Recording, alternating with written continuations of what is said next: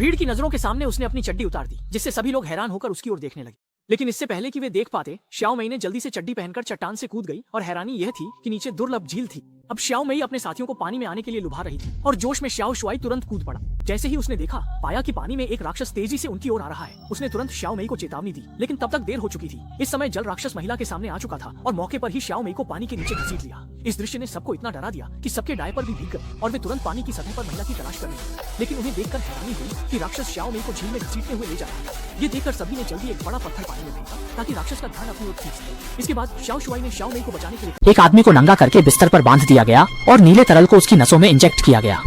आदमी दर्द में था और उसका शरीर असामान्य हो गया। वह एक कंकाल में बदल गया और उसकी हड्डियां पारदर्शी हो गईं। वह पारदर्शी इंसान बन गया। क्यूंगा बेहोश हो गया।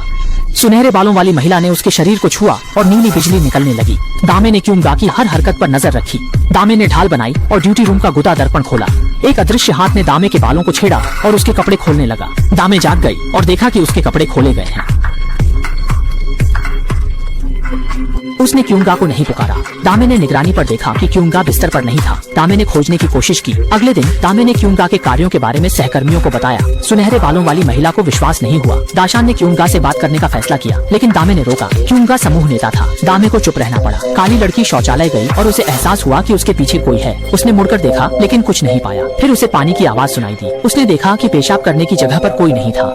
काली लड़की ने गर्म गीले कपड़े पहनकर चारों ओर देखा और पाया कि कोई नहीं था। सुरक्षा कर्मी ने डरते हुए देखा कि एक यात्री के बैग में 2 बम छिपे हुए थे। उसने तुरंत स्थिति को समझा, लेकिन अजीब बात यह थी कि उसने उन्हें जाने दिया और कहा कि वे अपना सामान लेना भूल गए, क्योंकि अगर बम फट गया तो 2000 लोग मारे जाएंगे। सुरक्षा के लिए क्यूंग भाई ने उन्हें जाने दिया और पुलिस को फोन करने की कोशिश की। लेकिन इस समय एक आतंकवादी हवाई अड्डे की निगरानी में घुसपैठ कर चुका था और क्यूंग भाई की हर हरकत पर नजर रख रहा था। जैसे ही उसने फोन किया, आतंकवादी ने उसे चेतावनी दी, अगर उसने फोन किया तो उसकी पत्नी की हत्या कर दी जाएगी। क्यूंग भाई ने फोन काट दिया, लेकिन आतंकवादी बम के साथ विमान में चढ़ने वाला था। स्थिति इतनी गंभीर थी कि क्यूंग भाई ने महत्वपूर्ण जानकारी को बोर्डिंग पास पर लिखा। उसने इसे सुरक्षा कर्मियों को सौंप दिया। लाओ हेक ने स्थिति की गंभीरता को समझा। वह जल्दी से अपने वरिष्ठों को रिपोर्ट देने की तैयारी कर रहा था, लेकिन लाओ हेक एक अजनबी से टकरा गया और अचानक मर गया। एक विशाल जीव ने नाव को टक्कर मार दी, जो कि नाव से भी बड़ा था। यह एक विशाल ड्रैगन था। वह केवल नाव के पास तैर रहा था, लेकिन उसकी पूंछ से उत्पन्न विशाल जलधारा ने नाव को पलट दिया। नाव पर मौजूद कुछ लोग सीधे समुद्र में गिर गए। सतह पर फूछूते बड़ी बेटी ने अचानक अपने पिता से कहा कि उसका प्रेमी अभी भी नाव के केबिन में फंसा हुआ है। पिता ने चिल्लाते हुए कहा कि उन्हें ऊंचाई की ओर तैरना चाहिए, जबकि वह खुद केबिन की ओर तैरने लगा। जब आदमी केबिन के दरवाजे पर पहुंचा तो उसने देखा कि केबिन लगभग पानी से भर गया था। ससुर ने उसे तुरंत दरवाजा खोलने नहीं दिया, बल्कि उसे पीछे की आपातकालीन किट लाने के लिए कहा।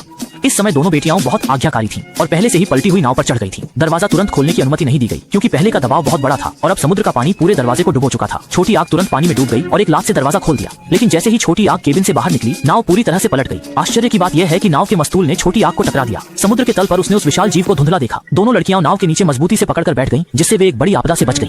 फिर उन्होंने अपने रिश्तेदारों को खोजने के लिए मदद के लिए चिल्लाना शुरू कर दिया। सौभाग्य से पिता को चोट नहीं आई और उसने तेजी से नाव के नीचे चढ़ाई की। ज्यादा समय नहीं लगा, छोटी आग भी समुद्र की सतह पर फूछू हो गई। लेकिन वह इतना भाग्यशाली नहीं था, क्योंकि सर्पिल ड्रैगन छोटी आग के पीछे था। इस स्थिति को देखकर छोटी आग ने पूरी ताकत से छोटी नाव के पीछे की घास के मैदान की ओर तैरना शुरू किया। एक आदमी ने एक कोक की बोतल खोली और उसे एक लड़के की ओर किया। अचानक अगले पल युवक की एक टांग अचानक गायब हो गई और उसके हाथ और पैर भी गायब हो गए। अंत में वह पूरी तरह से गायब हो गया, केवल कपड़े बिखरे पड़े थे। युवक हमेशा के लिए पास की वेंडिंग मशीन में फंस गया, लेकिन इसी पेय के कारण वह आदमी जल्दी ही मेट्रो स्टेशन का सबसे अमीर व्यक्ति बन गया। खाने के बिना दिन बिताना, ये लेकिन उस दिन उसने अचानक देखा कि मेट्रो स्टेशन पर एक नया वेंडिंग मशीन प्रकट हुआ। उसे इस मशीन का कोई ज्ञान नहीं था। उसने एक लाल सिक्का उठाया और उसमें डाल दिया। अगले पल सच में एक पेय की बोतल बाहर आई। युवक ने सोचा कि वह एक पेय मुफ्त में ले सकता है, लेकिन जब उसने ढक्कन खोला तो उसे पता चला कि अंदर केवल हवा थी। बस इंतजार कर रहे लोगों में से अचानक कुछ गायब हो गए, केवल कपड़े बिखरे पड़े थे। आदमी ने संदेह में जाकर देखा और केवल पुरुष के कपड़े और 2 सिक्के मिले।